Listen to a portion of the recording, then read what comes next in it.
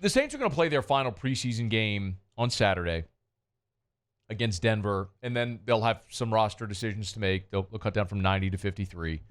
And we always say it won't be the final 53. It'll be the first 53 because then they'll look around the rest of the league and who got cut and what players they might be looking to add, what players they might stash from that first 90-man cut down and then be able to cut later and then re-sign it. There's always a lot of maneuvering that happens after that initial cut. But one name that Saints fans are going to certainly want to keep a close eye on is one of the most popular players in franchise history, and that's Taysom Hill. There's a piece up at CBS Sports today. It was 14 names, veterans, that could be cut on these roster cut downs, names that a lot of people have come to know.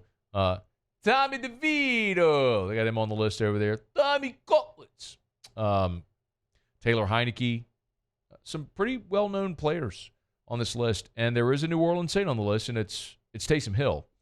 And the write-up reads, Hill's currently on the PUP list, recovering from a torn ACL. The fan favorite is expected to remain on the PUP list to start the season. As head coach Kellen Moore revealed last week, Hill isn't close to return to the field. Hill is still a playmaker when healthy, but the Saints could save $10 million toward the 2025 salary cap if they cut him. It's unlikely Hill does get cut, but he won't be returning to action for the first month of the season either. The Saints can stash Hill on PUP, so he doesn't have to take a 53-man spot. And that is likely the scenario. So just kind of to spell it out, Taysom Hill's this is completely a question of Taysom's contract. And so let me spell this out for you, how it plays right now. So Taysom signed a 4-year, $40 million extension. He's in the final guaranteed year of that deal. The Saints can vote. When they restructured his deal, they kicked future monies into 2026 and 2027 that are voidable years. So the Saints could cut Taysom Hill right now, post June 1, and save $10 million against the cap this year. The dead number on the books for next season is 9.7, and then in 2027, the dead number is 3.9. But again, those are voidable years, so that money goes away if they cut him. All that to say, this is probably Taysom Hill's last year as a New Orleans Saint. If Taysom Hill were on the Saints roster in 2026, it would be very likely on a 1-year veteran minimum deal. Like hypothetically, if he doesn't play this season, they might offer him a 1-year deal to come back in 2026 at a veteran minimum or a much lower rate. But there's just no way the New Orleans Saints are going to keep Taysom Hill in those voidable years in 26 and 27. So if he's back in 26, it's under a new deal at a much lower dollar amount. And I don't know if that's anything that this coaching staff is even interested in doing. So if you're going to be getting rid of Taysom Hill anyway, you could do it now and save $10 million against this year's cap. That doesn't mean you have to go spend that $10 million, but it would be available to you if the opportunity presented.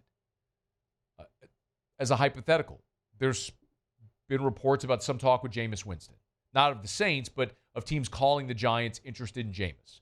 Jackson Dart very likely is going to be the starter there. They've got Russell Wilson and Jameis. Well, teams that are in a little bit of a dire strait, could you bring in a veteran like that who could maybe, hold the rope for a bit? That's just a hypothetical. I'm not saying the Saints would do that, but that's a way to free up $10 million if you cut Taysom Hill.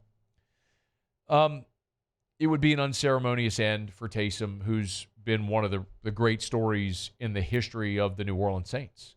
A guy that was an oft-injured quarterback at BYU, goes to Green Bay. The Saints play a preseason game against Green Bay. Sean Payton takes notice. When the Packers cut him, Saints sign him to their 53-man active roster, and Taysom's slash role was created. And I've argued he belongs in the Pro Football Hall of Fame. And you may roll your eyes, but I've done this whole segment before. I normally wouldn't agree, but the modern voters just elected Devin Hester to the Pro Football Hall of Fame. Devin Hester was not a Hall of Famer as a receiver or as a runner. He's a Hall of Famer as a return specialist. He was the best in the history of the league to do this one thing.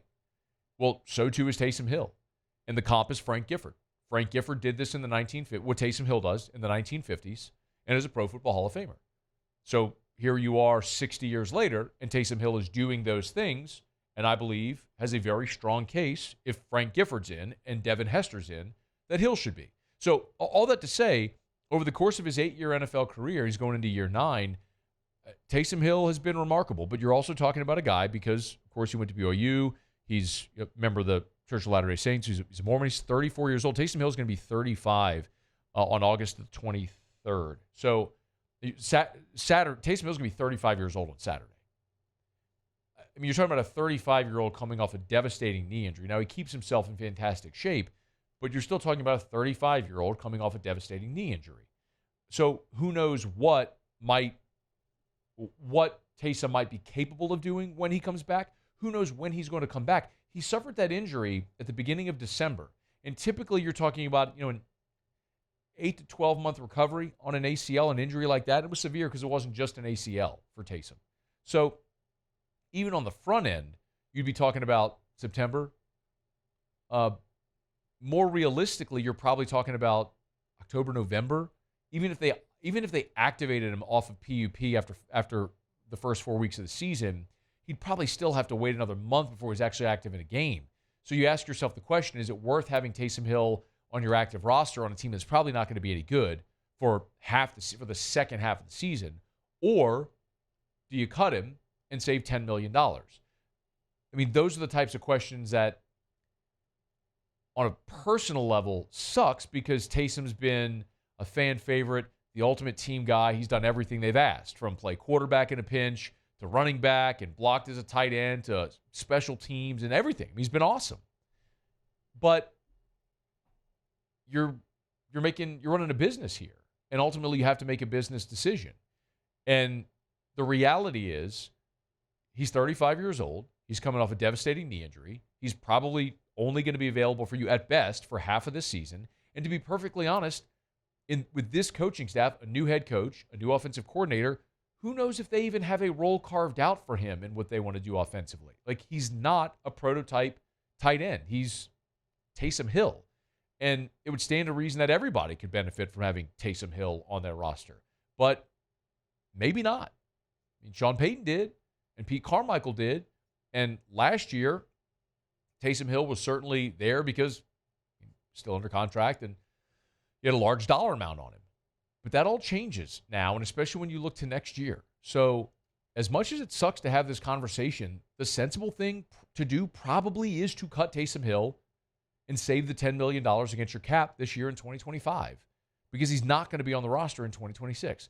Now, I don't think that's what they're going to do, because the Saints typically don't do that. They've largely tried to do right by players, especially players who have been great to them and loyal to them and great fan favorites and things of that nature. And I think they'll probably wait it out with Taysom Hill. But don't be surprised if this is one of those that goes that way. More than likely what will happen is he'll start the season on PUP, and that'll give him an opportunity to come back at some point this season. And he won't count against your initial 53. He'd only count against your 53 when you activated him off of PUP. But it's still probably not the right thing to do, short or long term, for an organization going through a transition. We'll see what happens with Taysom Hill as the Saints are nearing cut down, as is every other NFL team. Hey, thanks so much for watching. Please leave your comments. I love to interact, and be sure to hit the red subscribe button below.